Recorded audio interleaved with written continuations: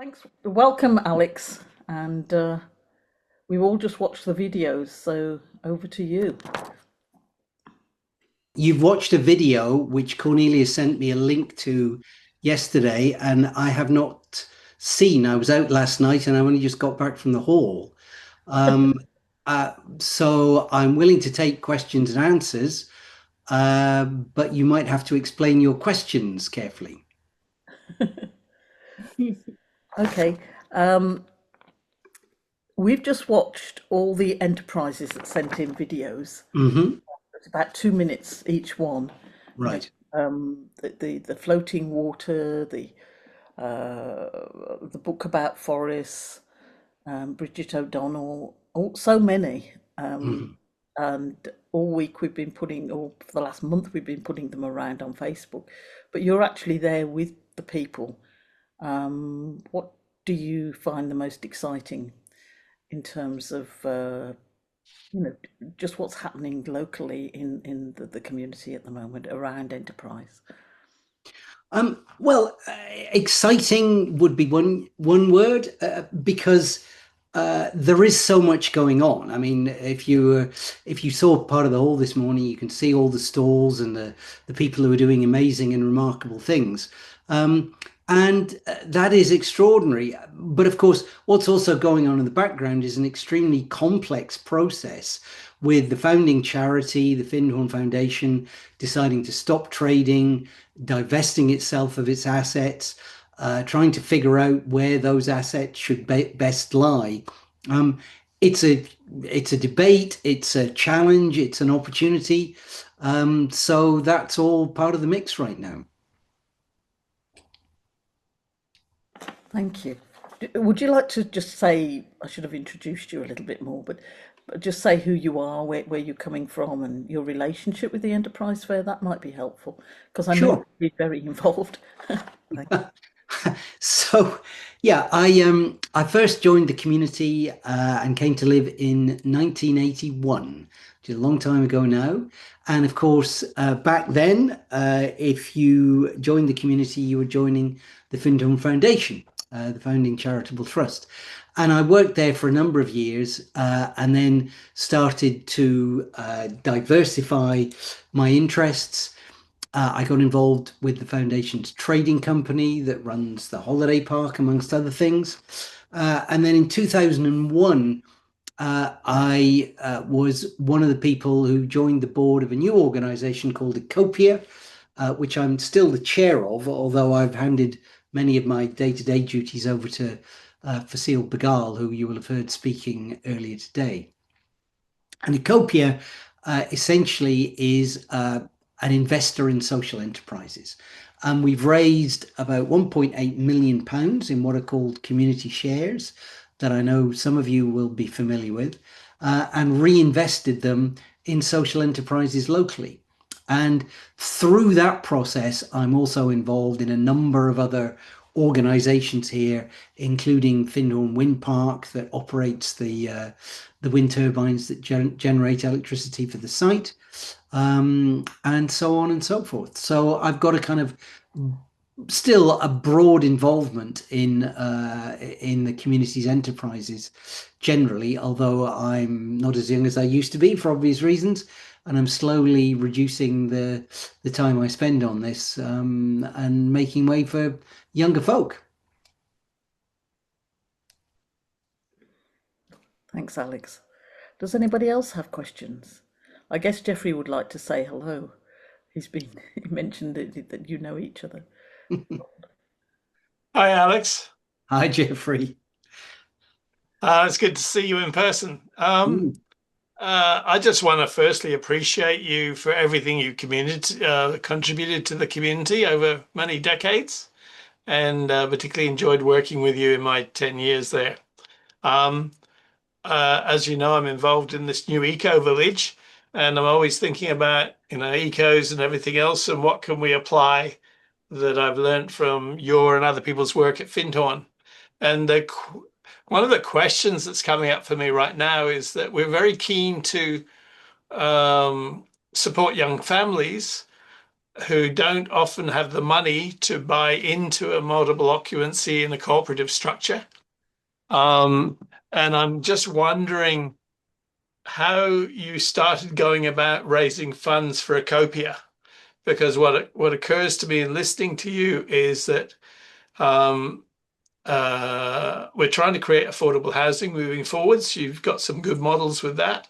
But one of the first things is how you attracted people to invest in Ekopia in the first place, so that I can look at that model and see how I might be able to apply that in my new community. Yeah. Um, yeah, thanks, Jeffrey. It's a complicated little story, actually. It's parts of which you probably are familiar with, but it went back a long, long way to, I think it was even in the 1970s. There was a document produced in the community here that said that as activities and so on grow, they will start off in, and this is all very lyrical and poetic, in the greenhouse of the Findhorn Foundation. And then as they become more robust, more sure of themselves, more ready to take on responsibility, they will migrate to the cold frame of the foundation's trading company. And then, if they continue to grow and develop, they will be planted out in the garden of the community as independent enterprises. It's a lovely idea, and sometimes it even actually happened. One example of that was the Phoenix shop. And when I first arrived in the community, it was actually essentially a spa shop, a grocery shop. And a community member by the name of Phil took it on and said, well, look, I think we can do something more interesting. Let's expand it into books, crafts, and so on and so forth, a little bit of mail order. And rather than just run of the mill sort of spa shop vegetables, maybe now that we have a few growers, we could be selling organic stuff as well. So that all worked. And for a while, it remained as a foundation department. And then it moved into NFD as per the general idea. And then it came time after NFT had taken on quite a lot of small businesses for some of them to move on because it had become very cumbersome. And the then managing director of the shop, a chap called David Hoyle, did a lot of research into how it would be possible to have a community owned social enterprise in a broad sense, as opposed to, you and me and a few others have got a few tens of thousands and we'll just buy the business and run it as a social enterprise. And he came across eventually a lawyer based in the city of Leeds in England who knew a lot about a Victorian piece of legislation called Industrial and Provident Societies, which was set up to allow philanthropic investing in the 19th century. And as a result, we created Ekopia using that legislation.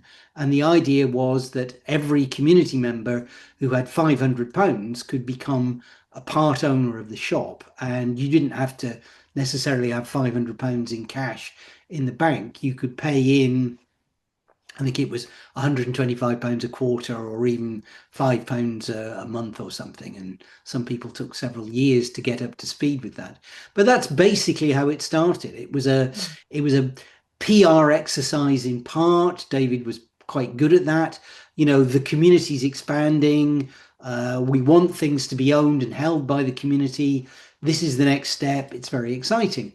And from there, Ekopia, having raised what seemed like a huge sum of money at the time, it was over £100,000 and accumulated about 200 members.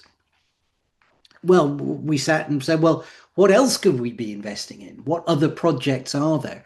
And as other projects emerged, accommodation projects, Findhorn Wind Park that I've mentioned, and so on and so forth, the share capital grew. And I suppose in simple terms, it's based, as most kind of quasi banking activities are, on trust. If you think that this project is going to work, then you'll be happy to put your money into it. And we have to work quite hard to make sure that that trust is maintained. Right. And then did that sort of morph into affordable housing? And that was a later iteration, or was that a Well, separate?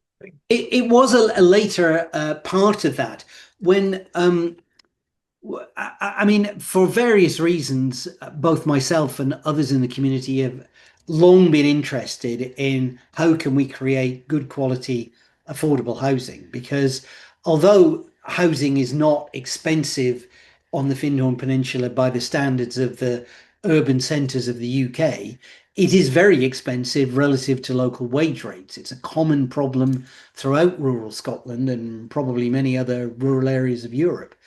Because people can sell their modest house in a city further south and buy a bigger house for half the money in Findhorn. So why not if that's what you're interested in? So local people and community members, a lot of them were kind of being priced out of the market.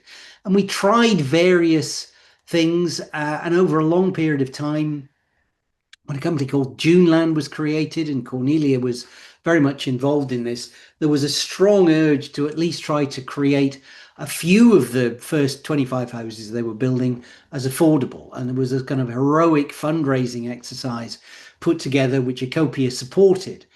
And then after we'd done that, shortly thereafter, the Scottish Government announced a new funding stream called the Rural Housing Fund, which enabled organisations that weren't already kind of mainstream social housing providers to participate. And at that point, we started putting the applications in. And what Ecopia's role became was not to be the owner of those houses, but rather to financially support the organisations that wanted to apply for the grants, because the grants didn't pay for more than about half of the housing. So substantial sums needed to be invested. Right. Well, thank you. You're a fount of knowledge and inspiration as Yeah, usual. yeah. And I shouldn't monopolize you any further, really. Your questions are very welcome, Jeffrey. But just actually, as a PS to that, the next round of affordable housing is not affordable housing for rent, which all the previous ones have been. It's affordable housing for sale, which is a very different kettle of fish using different mechanisms altogether. And it's quite interesting to see how that's working out. But we've got 6 being constructed at the moment. Great. Thank you very much. And all the best. I'm going to Thanks, go to Jeffrey. bed soon. Good to see you. Thank you. Thank you, Alex. I would like to know those houses for selling. They are. How can you apply to them? For instance, Well, what we have is we have a process that Ecopia is in charge of, but which involves a number of other community organisations. We have what we call the Land and Housing Trust Committee, which is a little bit of a misnomer, but it has policies that were set up to enable people to apply for both the rental and the affordable housing for sale. So basically, when it's advertised, community members can apply to that committee, who have a fairly rigorous selection criteria, in part based on policies that the community has set, and in part based on policies that the landlord has set, because not all of them necessarily want exactly the same things. And I think that's worked pretty well for us. I mean, I know that in other small communities elsewhere in Scotland, they've tended to outsource this because it can be extremely controversial. I mean, if you live in a small village or an island with 300 people and there's only one pub, it's a tough gig to go to the pub and have to hang out with the people who you just said no to. exactly. And I understand that, but it's worked very well for us. It's chaired extremely effectively by a colleague of mine called Ian Rippon, who's very diligent about it all. And so far, I think it's worked very well. That's fantastic because that is a great opportunity for having good and affordable houses. Is the builders or the constructors also belong to the community? Well, in the case of the houses that are currently being built, the answer is yes. It's Greenleaf Design and Build. The leading lights of whom is one of the leading lights of whom is Jason Caddy, who's Eileen Caddy's grandson. So very much part of the community. Not all of the houses have been affordable houses were built by Greenleaf, but actually I think to date most of them have been, which is also very much part of the circular economy and the leaky bucket that we were talking about. Exactly, and that is fantastic, to keep the business being local and being within the community and the area, the Murray area. That is really a huge example for all the other communities. I don't know if any one of you would like to ask Alex any more questions, curiosities.